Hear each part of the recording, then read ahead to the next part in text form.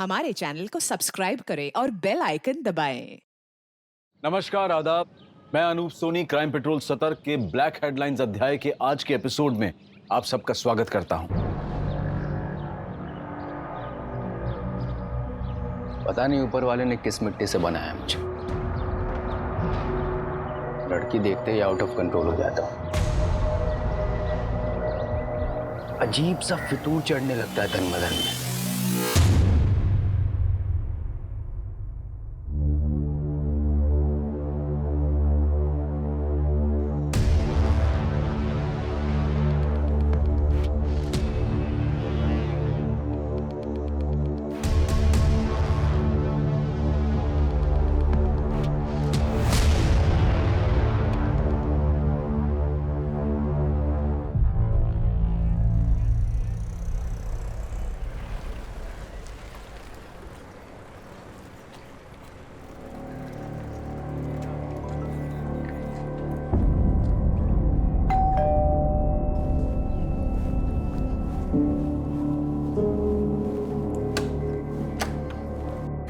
आ गई बेटा। अच्छा जल्दी से फ्रेश हो जा, मैं तेरे लिए खाना लगाती हूँ। नहीं मम्मा, अभी भूख नहीं है। दीप्ति बेटा, क्या हुआ? बहुत परेशान दिख रही है। कुछ नहीं पापा, बस थोड़ा सा थक गई हूँ।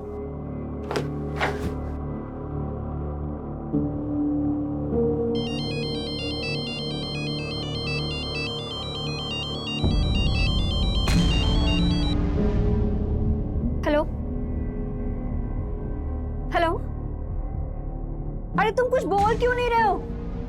देखो, तुम जो कोई भी हो ना, ये हरकतें करना बंद कर दो, वरना बिल्कुल अच्छा नहीं होगा।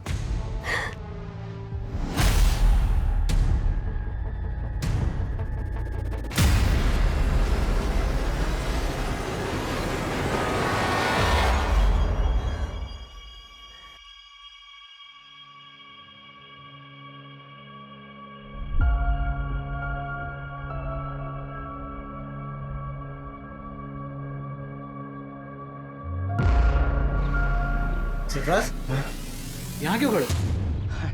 अरे कुछ नहीं भाईजान, बस देख रहा था हमारी बीवियाँ कितना काम करती है, कैसे मशरूफ रहती है काम में। और तुम कहाँ मशरूफ थे?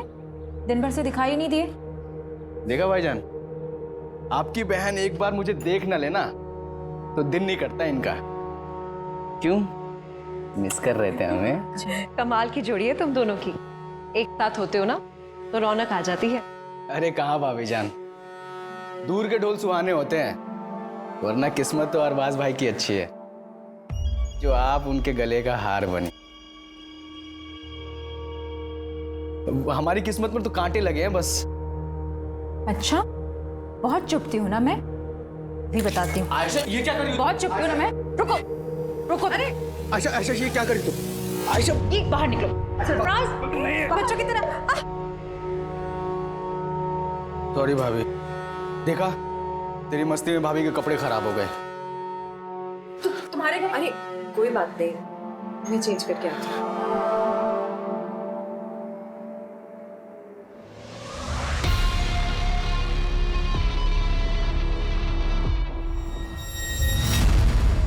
हाँ मम्मी, हाँ बस ऑफिस से निकल गई हूँ।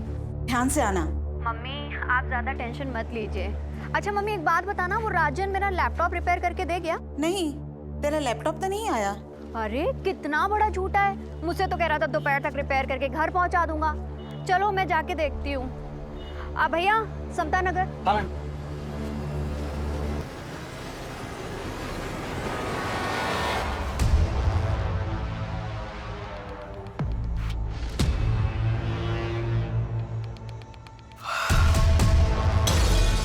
सरफराज, इतनी रात में क्या कर रहा है? कुछ भी नहीं, नींद नहीं आ रही थी तो पुरानी यादें ताजा कर रहा था। पुरानी यादें लैपटॉप में? आयशा ये क्या कर रही हो तुम? मैं शादी की वीडियो देख रहा था यार अपनी। आज तो हमारी शादी की वीडियो देख रहे थे ना, मैं भी देखती हूँ। तुम बिल्कुल ही पीछे पड़ जाती हो। शादी का वीडियो देख रहे थे या किसी की सुहागरात? कुछ भी। हाँ अच्छा, ये सब बोल के मूड बनाया जा रहा है ना, फैमिली प्लानिंग है ना। छोड़ो सरप्राज, जब भी तुम्हारे पास आने की कोशिश करता हूँ तुम दूर कर देती हो मुझे। क्यों? मां नहीं बनना है या फिर बोर हो गई हो तुम मुझसे? तुम ना एकदम टू मच हो। चलो जल्दी से स्माइल दो। चलिए फिर।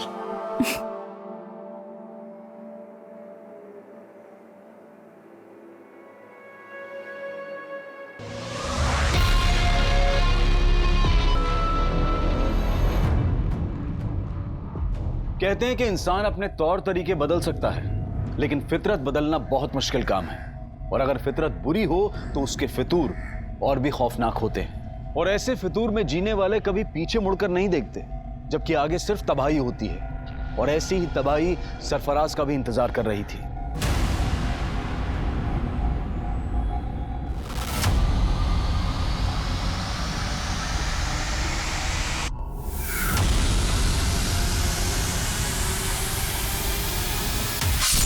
मरने वाला सरफराज भले ही बदनाम था, लेकिन मारने वाला एक अरसे तक गुमनाम था। यह एक ऐसा मर्डर केस था जिसको हेडलाइन तब मिली जब एक और इंसानी फितूर गुनाह के पांव पसार रहा था।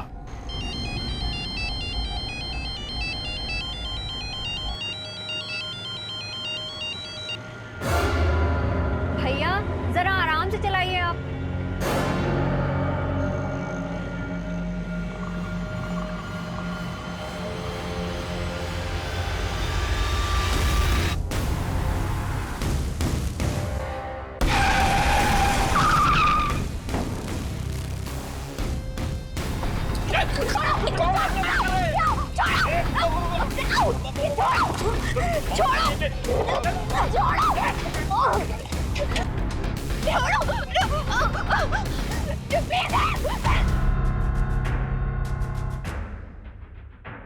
कुछ पता चला दीप्ति का? नहीं, वो राजन की दुकान पर अपना लैपटॉप लेने नहीं पहुंची और उसके ऑफिस वालों से भी कुछ पता नहीं चल रहा।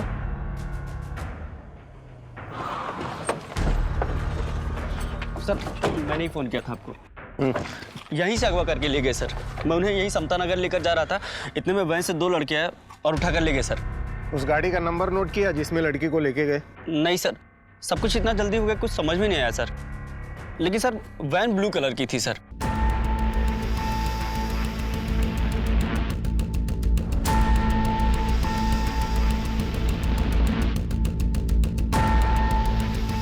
दीप्ति किडनैपिंग केस देखते ही देखते इतना बड़ा बन गया था कि केस तुरंत क्राइम ब्रांच को सौंप दिया गया।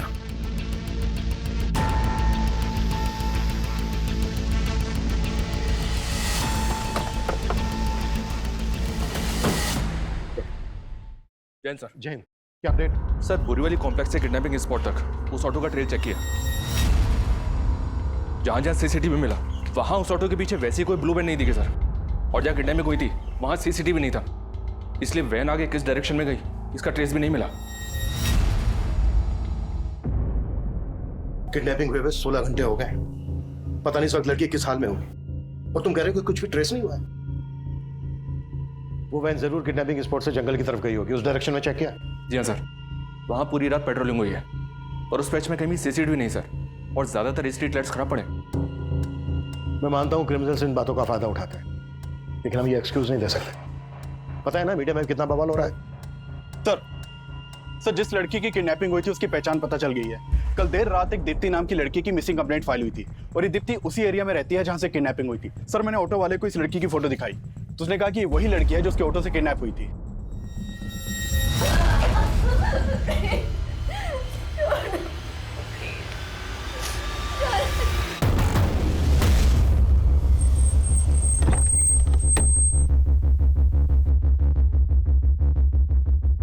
अरे लेकिन कुछ तो पता कीजिए, 2 दिन हो गए उससे गायब हुए हुए। अब मैं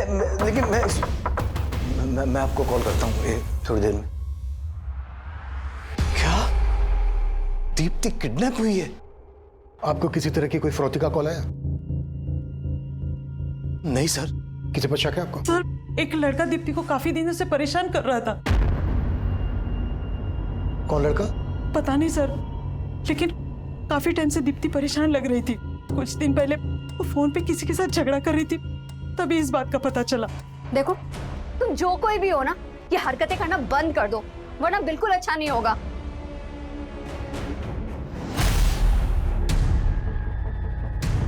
क्या बात है बेटा, किससे बात कर रही थी?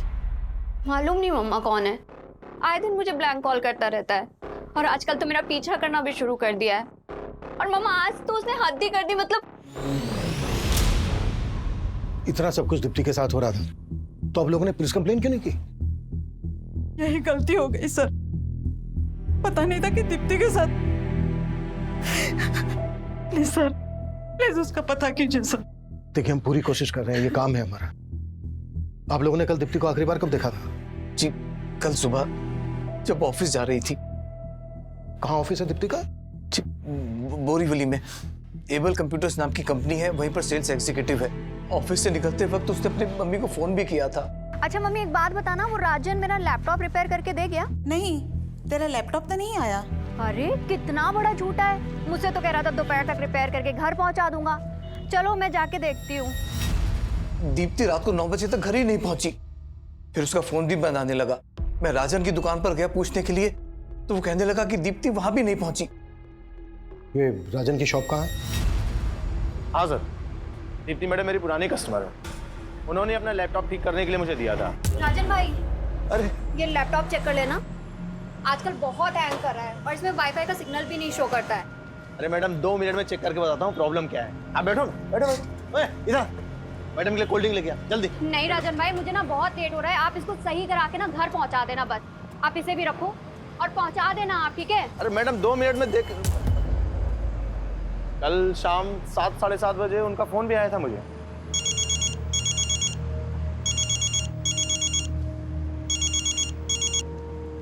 दीप्ति मैडम मैं आपको ही फोन करने वाला था। राजन भाई, लैपटॉप रिपेयर हुआ या नहीं हुआ? हाँ बिल्कुल रिपेयर हो गया है, लेकिन मैं पहुंचा नहीं पाया। आप दुकान पे आके ले जा सकती हैं? चलो ठीक है, फिर मैं ही आकर ले जाती हूँ। लेकिन फिर वो आई नहीं। रात में उनके पापा आए थे, दीप्ति को लेके काफी परेशान थे। दीप्ति की किडनैपिंग तो यहाँ पास में ही हुई थी, तुम्हें इस बारे में कुछ पता नहीं चला? नहीं सर, मुझे तो आज सुबह ही पता चला इस बारे में। दीप्ति ने इसको बताया था कि वो इसकी शॉप पर आ रही है और किडनैप हो गई। इसकी बैकग्राउंड चेक करो और पता करो कि इससे कनेक्टेड किसी आदमी के पास ब्लू कलर की वैन है क्या जिसमें दीप्ति किडनैप हुई।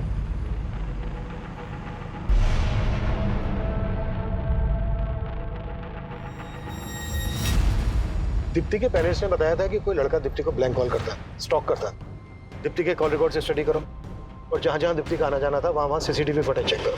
ये लड़का दीप्ति के ऑफिस, गली, मोहल्ले कहीं से भी कनेक्टेड हो सकता है। अरे भाई साहब कमाल करते हैं आप भी। इतना सब कुछ हो गया, आपने बताया भी नहीं क्योंकि लड़का दीप्ति को परेशान कर रहा था। अब इतने गैर और इतने पराये हो गए हैं हम। बस जय, अभी ये सब बात करने की हालत में नहीं है हम लोग। अरे भाई साहब हम समझ सकते हैं, लेकिन हम ऐसे हाथ में हाथ रख के नहीं बैठ सकते। भाई साहब कुछ तो बताइए आप, ताकि हम जाके दीप्ति के बारे में कुछ तो मालूम करें, उसे ढूंढे जाके कम से कम।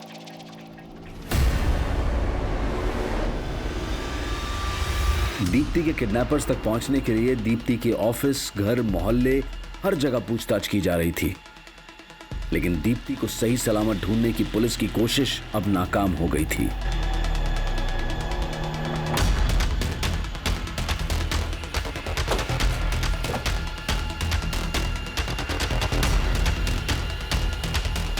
हटो हटो, हालत देखकर तो लग रहा है सर इसके साथ रेप भी हुआ है।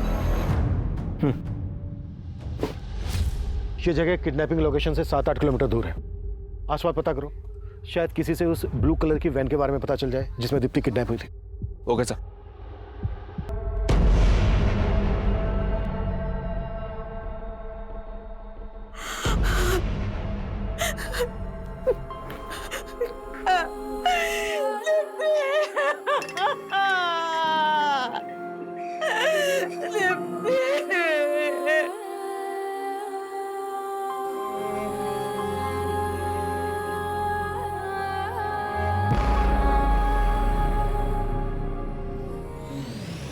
इस लड़के को जानते हैं आप लोग?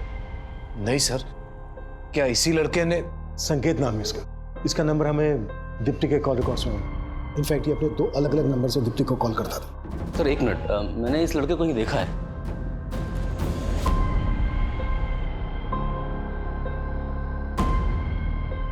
हाँ सर, इस लड़के को मैंने दीप्ति के साथ देखा था। दीप्ति बहुत गुस्से में लग रही थी, जब मैं वहां पहुंचा तो लड़का चला गया वहां से। दीप्ति क्या हुआ? निकलो यहाँ से तुम। कौन था ये? दीप्ति ने तो कुछ नहीं बताया। हो सकता है कि ये वही लड़का हो जो उसको स्टॉक कर रहा था। जब इस लड़के को दीप्ति के साथ देखा था आपने, कब की बात है? काफी समय पहले थे। कहाँ देखा था? दीप्ति के ऑफिस के बाद। सर मैंने कुछ नहीं किया दीप्ति के साथ, वो मेरी अच्छी दोस्त थी इसलिए फोन करता था उसको। वो भी दो नंबर से स्टॉक करता था उसको, पीछा करता था उसका? नहीं सर, मैं उसको स्टॉक क्यों करूंगा सर, वो मेरी बहुत अच्छी दोस्त थी, बल्कि मैं तो उसके साथ शादी भी करना चाहता था। अच्छा, तो बात यहाँ तक पहुँच गई थी? सर मैं झूठ नहीं बोलूंगा, मैं जिस कंपनी में जॉब करता हूँ उनको दीप्ति की कंपनी कंप्यूटर सप्लाई करती है, इस वजह से हमारी फोन पर बातें होती थी।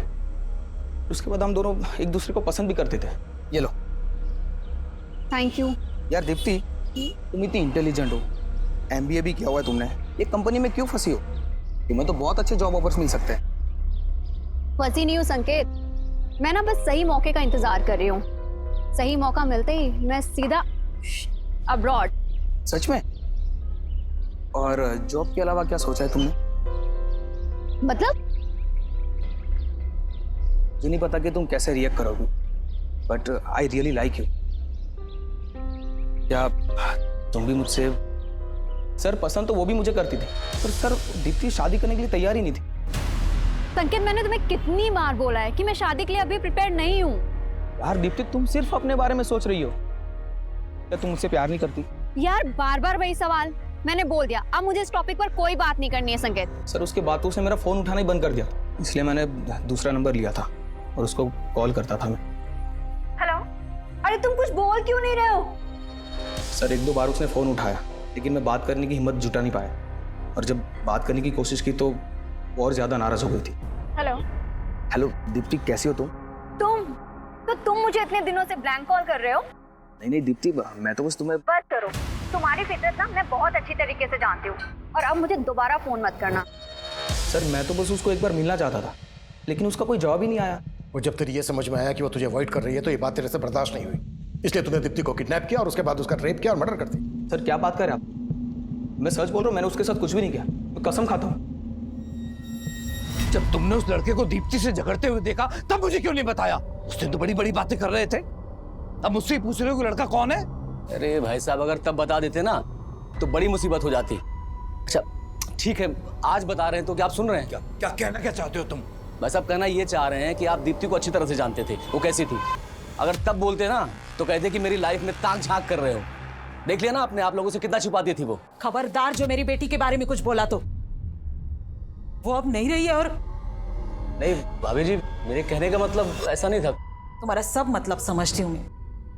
मुझे ये बताओ कि तुम दीप्ति के ऑफिस के पास क्या करने गए थे? सर दीप्ति की पोस्टमार्टम रिपोर्ट के मुताबिक पहले दीप्ति को ड्रग्स देकर बेहोश किया गया, फिर उसका रेप किया गया। ये तो दीप्ति की लाश देखकर लग ही रहा था। Cause of death suffocation. लेकिन सर किलर यहीं तक नहीं रुका, दीप्ति की लाश के साथ भी कई बार रेप किया गया। ये कोई विकृत मानसिकता वाला ही कर सकता है। संकेत ने कुछ बोला? नहीं सर, लेकिन हाँ सर, किलर ने दीप्ति की बॉडी से अपना DNA भी वाइप आउट कर दिया। दीप्ति को दो लोगों ने किडनैप किया था। अगर संकेत दीप्ति की किडनैपिंग में शामिल है तो उसका कोई दूसरा साथी भी होगा। एक काम करो, संकेत को जाने दो और नजर रखो इस पर, और पता करो कि संकेत से कनेक्टेड किसी भी आदमी के पास ब्लू कलर की वैन है क्या। और सर इसके अलावा राजन के बारे में एक बात पता चली है। राजन पे तकरीबन 1 साल पहले एक लड़की ने मोलेस्टेशन का चार्ज लगाया था। केस स्ट्रांग नहीं था इसलिए छूट गया। इसे देखकर ही लग रहा था कि आदमी ठीक नहीं है। लेकिन सर फिलहाल इसके बैकग्राउंड में ऐसा कोई नहीं मिला है जिसके पास कोई ब्लू कलर की वैन हो। एक मिनट। हाँ अभिषेक बोलो। सर राजन के बारे में पूछताछ की तो राजन का एक हेल्पर गिरीश सामने आया है, तो उसके पास राजन का एक लैपटॉप भी है। सर ये राजन भाई का लैपटॉप है जिसमें राजन भाई ने वो लड़कियों की गंदी गंदी तस्वीरें रखी है सर।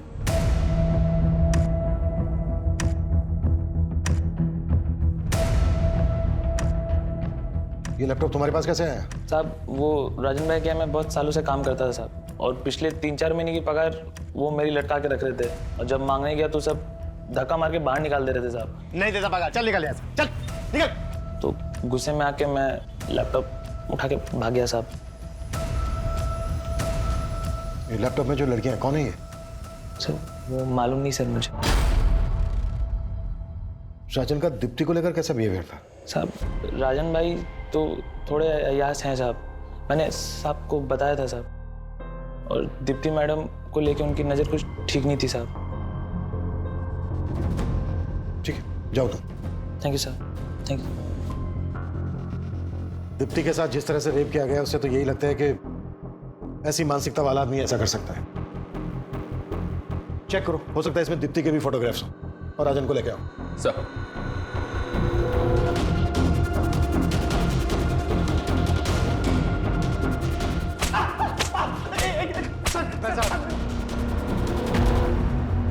दीप्ति ने आखिरी कॉल तुझे किया था, और सीधे सीधे बोल, दीप्ति के रेप और मर्डर में तेरे साथ दूसरा कौन शामिल था? सर मैंने कुछ नहीं किया है, आपको जरूर कोई गलतफहमी हो रही होगी। तेरे लैपटॉप में जो न्यूड पिक्चर्स हैं किन लड़कियों की हैं? मेरे लैपटॉप में? मेरा कौन सा लैपटॉप? अरे वही लैपटॉप जो गिरीश तेरी दुकान से लेके भागा था।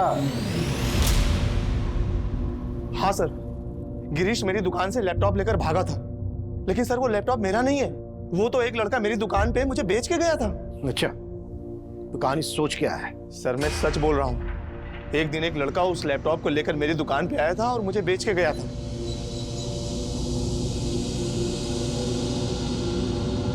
₹2000 मिलेंगे इसके? ठीक है, दो जल्दी। सर वो लैपटॉप बेचना चाहता था, मैंने ₹2000 में खरीद लिया। मैंने सोचा था कि इसको ऊंचे दाम में बेच दूंगा, मुझे नहीं पता था कि उस लैपटॉप में वो सब फोटोज हैं। कौन था वो लड़का?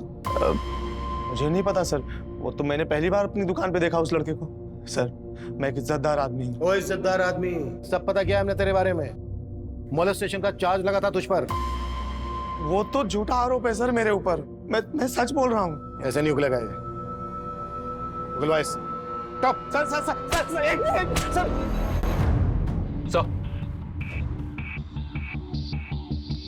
सर मैंने लैपटॉप चेक किया, पर इसमें दीप्ति की कोई फोटो नहीं मिली। हो सकता है दीप्ति की फोटोग्राफ इससे डिलीट कर दी गई, इसका डिलीटेड डेटा रिट्रीव करो। ओके सर, और एक बात सर, ये सारी फोटोज मॉफ्ड हैं। मॉफ्ड? जी सर। यानी न्यूड पिक्चर्स के ऊपर दूसरी लड़कियों के फेसेस लगाए गए। Right sir. और एक बात सर, मैं जब लैपटॉप चेक कर रहा था तो मुझे सरफराज नाम का एक फोल्डर मिला सर, जिसमें इस लड़के के कई फोटोज हैं। ये देखिए, लैपटॉप से ज़्यादा कुछ तो पता नहीं चला सर, लेकिन जब मैंने लैपटॉप के सीरियल नंबर से इसके बायर का पता किया तो पता चला कि कुरला के रहने वाले सरफराज ने लैपटॉप खरीदा है सर। और ये देखिए सर, लैपटॉप पे भी एस लगा है। हो सकता है सर लैपटॉप खरीदने वाला सरफराज और फोल्डर के अंदर जिसके फोटो हैं वो सरफराज, ये दोनों एक ही हैं।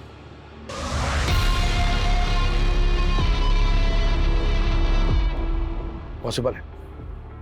अभिषेक, कोला पुलिस से कांटेक्ट करो और सरफराज को लेकर आओ। सर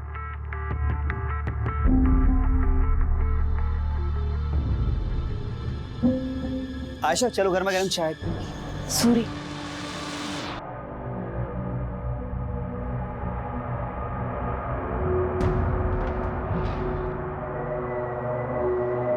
आयशा, मैं बहुत दिनों से तुमसे कुछ बात करना चाह रहा था। किस बारे में?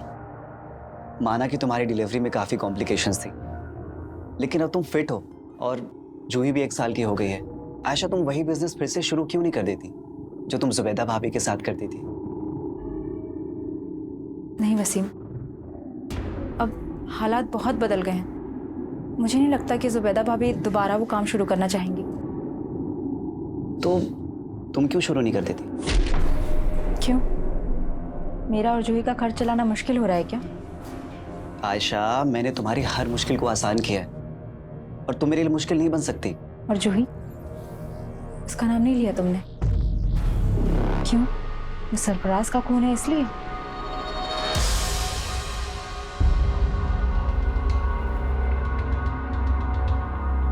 जिस लड़के ने तुझे लैपटॉप भेजा, ये वो? नहीं सर, ये वो नहीं है। स्केच बनवा सकता है उसका?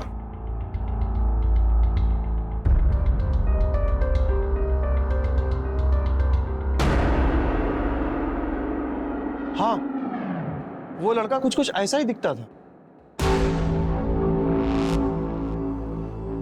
₹2000 मिलेंगे इसके?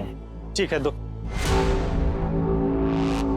दीप्ति का जहां आना जाना था वहां की मैंने सीसीटीवी फुटेज चेक करने के लिए बोला था, क्या अपडेट है उसका? सर हमने दीप्ति के फोन के लोकेशन के हिसाब से ऐसे कई एरियाज की फुटेज निकलवाई है, लेकिन सर फुटेज काफ़ी ज़्यादा है। फुटेज ज्यादा है तो ज्यादा आदमी लगाओ चेक करने के लिए। फुटेज में जहां जहां दीप्ति स्पॉट हुई है वहां पर उसको स्टॉक करने वाला भी हो सकता है, और वो संकेत, राजन, सरफराज कोई भी हो सकता है, या फिर ये स्केच वाला भी हो सकता है, जिसका पता लगाना है। जी सर।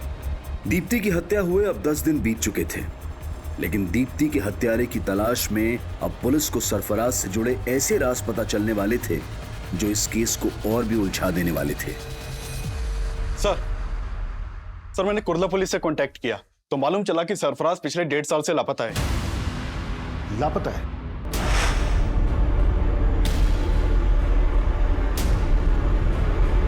जी सर 1.5 साल पहले सरफराज की मिसिंग कंप्लेंट उसकी बीवी ने दर्ज करवाई थी, लेकिन कुर्ला पुलिस सरफराज के बारे में कुछ पता नहीं लगा पाई और ये केस पिछले 1.5 साल से अनसॉल्व्ड है।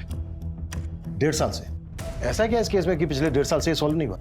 सर मैंने ये केस स्टडी किया, इस केस के ऊपर कुछ खास काम नहीं हुआ था, बस इस विलास नाम के आदमी के ऊपर शक जताया गया था क्योंकि इसने सरफराज को आखिरी कॉल किया था, लेकिन सर इसके खिलाफ बाद में कुछ मिला नहीं तो इसे छोड़ना पड़ा। 1.5 साल पहले सरफराज गायब होता है और 1.5 साल के बाद ये लड़का सरफराज का लैपटॉप राजन की दुकान पर बेचता है। दीप्ति राजन को लास्ट कॉल करती है और राजन की दुकान पर जा रही होती है। बीच रास्ते में ही दीप्ति का किडनैप हो जाता है, उसका रेप और मर्डर कर दिया जाता है। दीप्ति का रेप और मर्डर केस सरफराज के केस से जरूर ताल्लुक रखता है। सरफराज और इस स्केच वाले लड़के के बारे में पता लगाने के लिए हमें विलास और सरफराज से ताल्लुक रखने वाले सभी लोगों से मिलना पड़ेगा।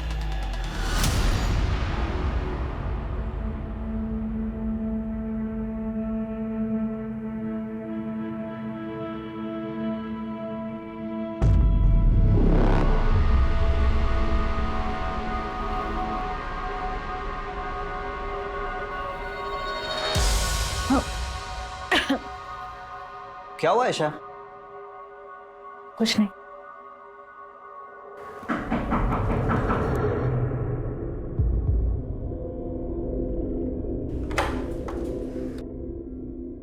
जी आयशा। जी हाँ। मैं inspector Abhimanyu Jindal, crime branch. हमें आपके पति सरफराज के बारे में आपसे कुछ बात करनी है। सरफराज? पूरे 1.5 साल बाद सरफराज के बारे में? पूछिए, क्या पूछना है? हमें आपके पति सरफराज का लैपटॉप मिला है। सरफराज का लैपटॉप? कहाँ? और सरफराज? ढूंढ रहे हैं उसे। दरअसल सरफराज का लैपटॉप दहीसर में दुकान पर बेचा गया और जिसने बेचा तो ये लड़का है। आप जानती हैं इसको? नहीं। सरफराज के लैपटॉप में हमें कुछ लड़कियों के फोटोग्राफ्स मिले हैं। उनके फेसेस कुछ न्यूड पिक्चर्स के साथ मॉर्फ किए गए। दहीसर के जिस एरिया में सरफराज का लैपटॉप बेचा गया, रिसेंटली उसी एरिया में दीप्ति नाम की लड़की का रेप और मर्डर किया गया। जानती हैं आप दीप्ति को? कभी आपने देखा था सरफराज के साथ इसे? जी नहीं, मैं इस लड़की को नहीं जानती, लेकिन मैं इतना ज़रूर जानती हूँ कि सरफराज के लैपटॉप में बहुत सारी लड़कियों के फोटोग्राफ्स थे, लेकिन मैंने कभी किसी लड़की के न्यूड फोटोग्राफ्स नहीं देखे।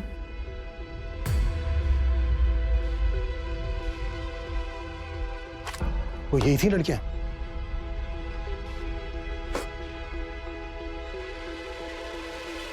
नहीं, मैं इनमें से किसी को नहीं जानती, लेकिन हाँ, सरफराज से ज़रूर जानना चाहती थी कि ये लड़कियां कौन थी। कौन है ये लड़कियां? और इनके फोटोग्राफ्स तुम्हारे लैपटॉप में क्या कर रहे हैं सरफराज? अच्छा, इसीलिए तुम उस दिन अपना लैपटॉप मुझे नहीं दे रहे थे, है ना? चुप क्यों हो? बोलो सरफराज। मेरा पास्ट, तुमसे शादी करने से पहले ये सारी लड़कियां मेरी लाइफ में आई थी एक एक करके, और मैं सबसे प्यार करता था। फिर मुझसे शादी क्यों की? क्योंकि मैं इन सबके प्यार में नाकाम हो चुका था। मैं नहीं चाहता कि हमारा रिश्ता नाकाम हो। इतना सब जानते हुए भी मैंने सरफराज को माफ कर दी, लेकिन वो भरोसे के लायक ही नहीं था। एक दिन वही हमें छोड़कर चला गया। लेकिन सरफराज की मिसिंग कंप्लेंट लिखवाते वक्त ये बातें तो आपने बताई नहीं थी। क्योंकि मुझे उम्मीद थी कि एक दिन वो लौटकर जरूर आएगा। मेरे पेट में उसका बच्चा था, लेकिन ना तो उसे मेरी परवाह थी, ना ही अपने बच्चे की। अगर वसीम ना होते, ना तो आज मैं जिंदा होती, ना ही मेरी बच्ची। वसीम? आप ही वसीम है? जी सर, मैं वसीम। सरफराज का दोस्त। और अब हम पति पत्नी। हाँ सर, आज से 1.5 साल पहले से मैं सरफराज के कांटेक्ट में था सर। वो एक ब्रोकर था और मुझे एक प्लॉट की तलाश थी सर, और इसलिए मैं उससे मिला था। और ये बात सर मैंने कुर्ला पुलिस को भी बताई थी। लेकिन 1.5 साल बाद अब हमें पता चला है कि इस आदमी ने सरफराज का लैपटॉप दहीसर में बेचा था। क्या उस दौरान कभी इस आदमी को सरफराज के साथ देखा था? नहीं सर, सर मुझे ध्यान में नहीं है। शायद कभी देखा होगा सरफराज के साथ में। इसका नाम सरफराज है। ये 1.5 साल से लापता है। क्या इसको जानते हैं आप लोग? कभी दीप्ति के साथ देखा हो इसको?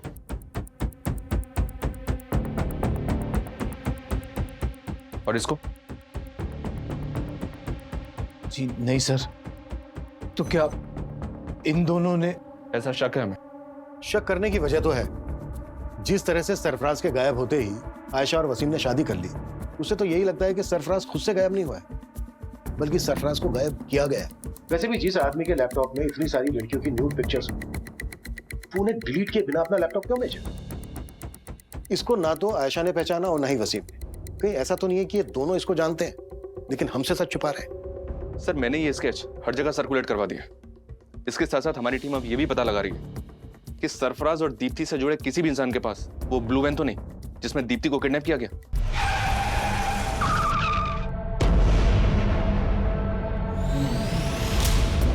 सरफराज के लैपटॉप में जितनी भी लड़कियों के फोटोग्राफ्स हैं, हमें उन सबकी पहचान पता करनी होगी। आशा का कहना है कि इन सभी लड़कियों के साथ सरफराज का अफेयर था।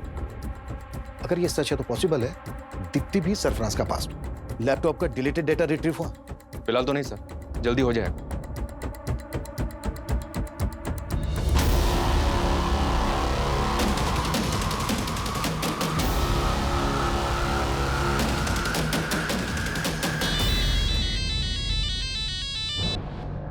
हेलो भाभी जान, कैसी हैं आप? आयशा, तू?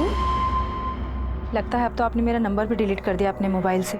अरे नहीं, वो फोन बदल दिया है। बदल तो बहुत कुछ गया है भाभी। जिंदगी हर कदम पे नया मोड़ ले लेती है। आयशा तू ये क्या कह रही है?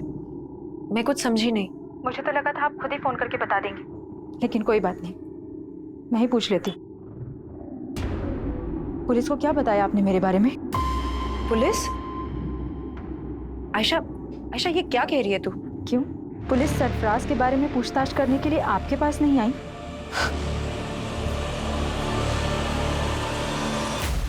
सर हमने दीप्ति के ऑफिस के बाहर की पिछले 2 महीने की कई सीसीटीवी फुटेज चेक की। उनमें से कई फुटेज में दीप्ति संकेत के साथ दिखाई दे रही है। लेकिन सर फुटेज में संकेत दीप्ति को स्टॉक करता हुआ नहीं दिखाई दे रहा है। लेकिन दीप्ति को लगता था कि कोई लड़का उसको स्टॉक करता था, पीछा करता था उसको। बाकी की फुटेज भी चेक करो। जी सर। और एक बात है सर, दीप्ति की हत्या से 2 दिन पहले उसका चाचा उसके ऑफिस के बाहर देखा गया था। मैंने और चेक किया तो पता चला कि दीप्ति का चाचा अक्सर दीप्ति के ऑफिस वाले एरिया में जाया करता था। इसके खिलाफ मिला कुछ? अनमेरिड, जॉबलेस, फ्रस्ट्रेटेड आदमी है सर। शराब की भी लत है। कुछ साल पहले तक दीप्ति के पेरेंट्स के साथ ही रहता था। दीप्ति के फादर इसकी आदतों से परेशान थे, इसलिए इसे अलग कर दिया। जयेश घर में अपना हिस्सा मांग रहा था सर, और दीप्ति घर बेचने के खिलाफ थी। हाँ सर, ये बात सही है कि जयेश चाहता था कि मैं घर बेच दूं और उसे उसका हिस्सा दे दूं। लेकिन दीप्ति ये नहीं चाहती थी कि ये घर में गए। चाचा, आप किस मुंह से अपना हक मांग रहे हैं? दीप्ति, हम दोनों भाइयों के पीछे मुड़ने की जरूरत नहीं है तुझे। क्यों? क्यों ना बोलूं? आप भूल गए जब आपको बिजनेस करना था आपने 10 लाख रुपए का लोन लिया था और आपका बिजनेस तो ठप हो गया। उसकी किस्तें किसने चुकाई? मैंने और पापा ने।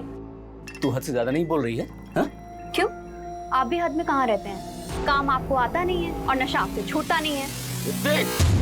अपने हद में रह जयेश, वो जो बोल रही है वो सही बोल रही है। तो आपको कभी लगा नहीं कि जयेश ऐसा कुछ? सर, माना कि जयेश से हमारी बनती नहीं है, लेकिन वो ऐसा नहीं कर सकता। ये ऐसा समझ सकते हैं सर, लेकिन मुझे किसी पे भरोसा नहीं। मेरी बेटी को किसी दुश्मन से कम नहीं समझता था वो।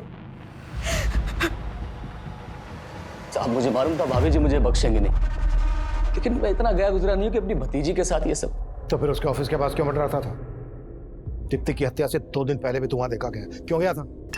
मैं तो बस उससे मिलके बताना चाह रहा था कि मुझे मेरा हिस्सा मिल जाए और रास्ते में ना आए। काम नहीं है साहब, पैसा नहीं है। काम नहीं है, पैसा नहीं है, लेकिन तेरा दोस्त उमेश तो तुझे पैसे दे रहा था ना, कर्जा दे रहा था ना तुझे, और रोज पे रोज तुझे दारू भी पिला रहा था। कहीं ऐसा तो नहीं है कि उसको खुश करने के लिए तूने नहीं दीप्ति साहब, ऐसा कुछ नहीं है साहब, मैं सच कह रहा हूँ। जो भी है वो तो तेरा दोस्त गलत देगा, और तू भी।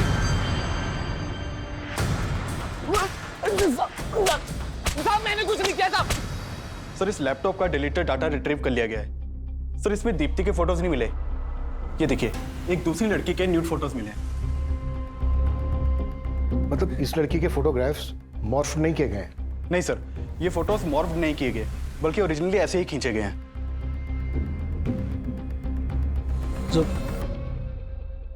जुबैदा क्या सोच रही? आपने हमेशा अपनी बहन के बारे में सोचा, कभी उसकी जिंदगी दागदार नहीं होने दी, लेकिन मुझ पर लगा ये दाग मुझे हमेशा परेशान करता रहेगा।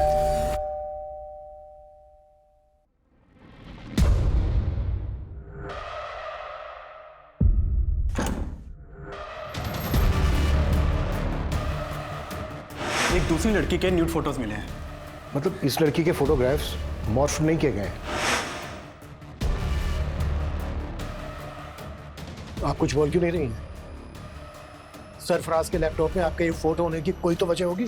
वजह थी, सरफराज अय्याज था, गलती हमारी भी थी। मैंने बिना जाने बिना परखे अपनी बहन की शादी उसके साथ करवा दी, और उसके बाद उसको पड़ोस में ही घर दिलवा दिया। फिर वो मेरी बीवी पे ताक झांक करने लगा।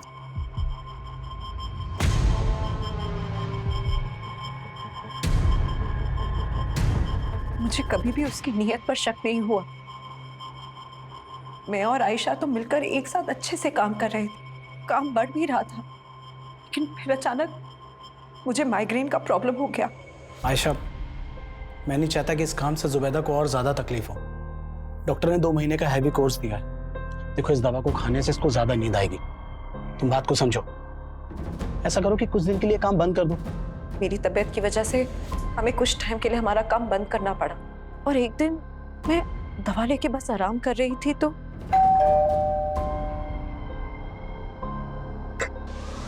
हाय भाभी। क्या हुआ? आपकी तबीयत ठीक नहीं है? नहीं, वो थोड़ा सर बहुत चकरा रहा था। और अरबाज भाई कहाँ हैं? अगर आपकी तबीयत इतनी खराब थी तो मुझे बताना चाहिए था। मैं दवा के नशे में थी, और फिर अचानक न जाने कैसे मेरी आंख लग गई,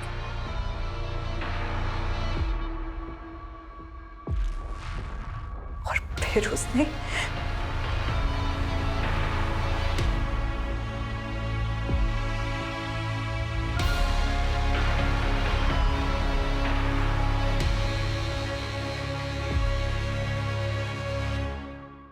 तब मुझे कुछ नहीं पता चला, लेकिन जब आँख खुली तो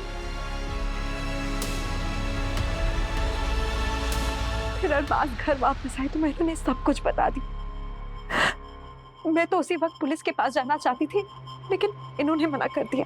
उसके बाद हम यहाँ मेरे मायके चले आए, लेकिन सरफराज ने उसके बाद मुझे ब्लैकमेल करना शुरू कर दिया। सरफराज, तुम ये सही नहीं कर रहे हो। मैं आयशा को सब कुछ बता दूंगी। तो बता दो, डरता नहीं हूं मैं। सरफराज, सरफराज, क्यों तू मेरी बहन और मेरी बीवी की जिंदगी बर्बाद कर रहा है? ठीक है, आप जैसा बोल रहे हो मैं वैसा ही करूंगा। बस एक रात के लिए जुबैदा को मेरे साथ छोड़ दो। चिल्ला मत। अगर मेरी बात नहीं मानी तो जुबैदा की फोटो इंटरनेट पे अपलोड कर दूंगा। सर, उसने नाक में दम कर दिया था, इसीलिए तुमने उसे अपने रास्ते से हटा दिया? नहीं, इसकी मदद से? नहीं सर, हम इसे नहीं जानते सर। जुबैदा और अरबाज सस्पेक्ट नजर आ रहे थे, लेकिन सरफराज के साथ क्या हुआ होगा इसको लेकर पुलिस नतीजे तक नहीं पहुंच पा रही थी, और उन्हें उस आदमी की तलाश थी जिसने सरफराज का लैपटॉप राजन को बेचा था। वहीं जुबैदा के अलावा सरफराज के लैपटॉप में कई लड़कियों के आपत्तिजनक फोटो थे, और पुलिस एक एक करके हर लड़की को आइडेंटिफाई कर रही थी, लेकिन उनमें से ज्यादातर लड़कियों का कहना था कि वो सरफराज को ठीक से जानती तक नहीं थी। पुलिस के मन में बार बार ये सवाल उठ रहा था कि 1.5 साल पुराना वो केस दीप्ति के रेप और मर्डर से कैसे जुड़ा था। सर, हमने इस फुटेज को क्लोजली एग्जामिन किया तो ये देखा, 1-2 जगह और ये दीप्ति के पीछे जाता हुआ देखा। शर्मा, पता करो इसके साथ दूसरा और कौन था। जी सर। सर मैंने कुछ नहीं किया था सर, मैंने क्या किया सर? सब पता चल गया है हमें। तू ही दीप्ति को स्टॉक करता था, पीछा करता था उसका। और हमने तेरे उस मैकेनिक दोस्त नरेश के बारे में भी पता लगा लिया, जिसके गैरेज की ब्लू कलर की वैन में तुम दोनों ने मिलकर दीप्ति को किडनैप किया। तेरे उस मैकेनिक दोस्त ने सब कुछ उगल दिया है। बेहतर यही होगा कि तुम भी उगलते। सब राजन भाई नहीं है क्या? राजन भाई तो बाहर है। अच्छा, मेरा हार्ड ड्राइव ठीक हो गया? हाँ वो हो गया ठीक मैडम। दो अच्छी लगती थी दीप्ति मुझे। दिन रात उसका चेहरा मेरे मन में घूमता रहता था, छूना चाहता था मैं उसको। पागल हो गया था मैं, पागल।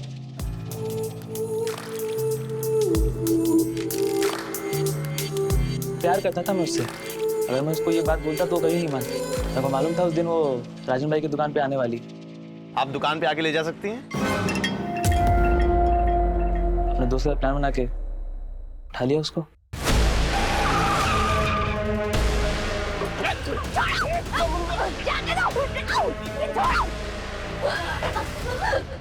जाने दो मुझे। नहीं डरो मत दीप्ति, मैं हूं। प्यार करता हूँ दीप्ति तुमसे। शादी कर लो मुझसे दीप्ति, शादी कर लो मुझसे।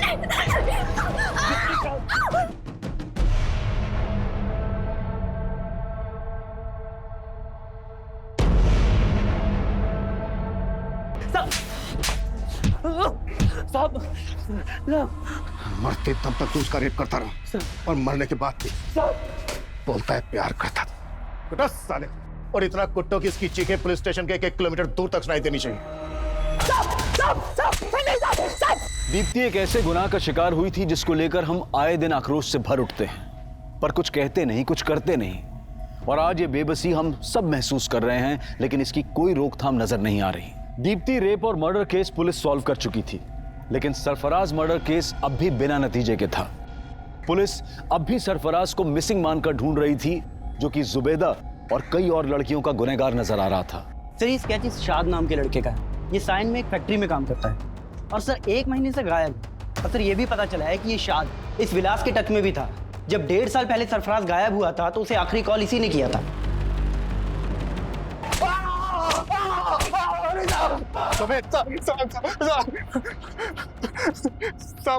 साथ मेरा दोस्त था साहब, और वो लड़का मेरे स्टोर रूम में रखा हुआ था साहब। बिना पूछे मुझसे उठा के ले गया और उसे भेज दिया साहब। तो शाद इस वक्त कहाँ है? आपने उसका स्केच दिखाया था ना, मैं डर गया था साहब, मैंने उसे गांव भेज दिया। तो तूने और शाद ने मिलकर सरफराज को गायब किया था? नहीं साहब, शाद ने कुछ नहीं किया साहब। तो फिर कौन मिला हुआ था तेरे साथ? कहाँ है सरफराज? क्या किया उसके साथ?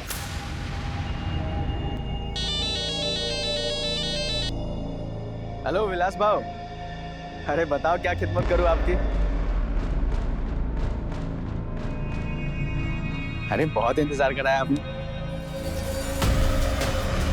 सरफराज ने जब मेरी बेटी जुबैदा के वो गंदी फोटो खींचे, तब वो मेरे दामाद के साथ मेरे घर सूरत आ गए। मेरी बेटी की तरह मैं भी चाहता था कि हम पुलिस के पास जाए, मगर मेरा दामाद नहीं माना। अगर हम पुलिस के पास गए तो हमारी बहन की जिंदगी बर्बाद हो जाए। अरे कैसे बातें कर रहे हैं आप? बात समझिए। अब अगर पुलिस के सामने अगर ये बात आई तो हमारी बड़ी बदनामी होगी। अभी पुलिस नहीं, मैं फिर भी खून के घूंट पी के रह गया। लेकिन जब उसने मेरी बेटी की फोटो इंटरनेट पे डालने की धमकी देनी शुरू की, तब मैं खुद गया उसे समझाने, उसकी मिन्नतें करने। खुदा से डर बेटा, वो फोटो डिलीट कर दे। अपनी बेटी दे दे, सिर्फ 1 रात के लिए।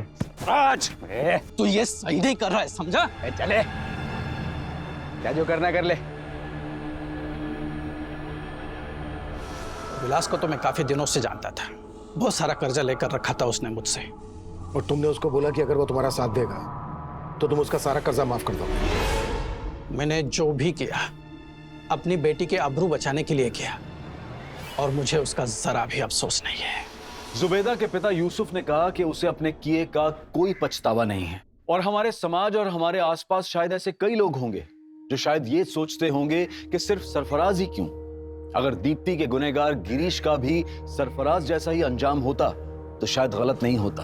हाल ही में हमारे देश में ऐसा बहुत कुछ हुआ जहां महिलाओं के साथ गलत करने वालों को सूली या गोली किसी भी तरह से इंसाफ दिलाने की मांग उठ रही थी। लेकिन इंसाफ के मामलों में जज्बात और फितूर से नहीं, बल्कि कानूनी प्रक्रिया से ही फैसलों तक पहुंचना चाहिए। अगर जुबैदा का पति अरबाज पहले से ही पुलिस की मदद लेने का फैसला कर लेता, तो जुबैदा के पिता की बेबसी का फितूर उन्हें आज कटघरे में लाकर खड़ा नहीं करता। अब मैं अनूप सोनी आपसे विदा लेता हूं। फिर मुलाकात होगी क्राइम पेट्रोल सतर्क के ब्लैक हेडलाइंस अध्याय में एक और नए केस के साथ। और याद रखें, क्राइम और आपके बीच में सिर्फ इतना फर्क है कि आप कितने सतर्क हैं। सतर्क रहें, सुरक्षित रहें। जय Hind. For more updates, subscribe to our channel, click the show links and enjoy watching the videos.